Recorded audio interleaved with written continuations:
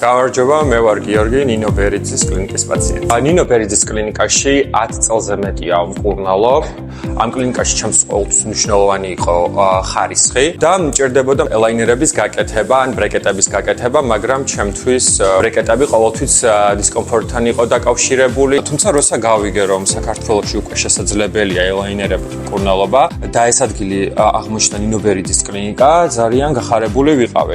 გავიარე კონსულტაცია ყველაზე გამოცდილ ექიმთან, ქალბატონ ნინოსთან და ვამდე ჩემი პირის სრულ ჯანმრთელობა.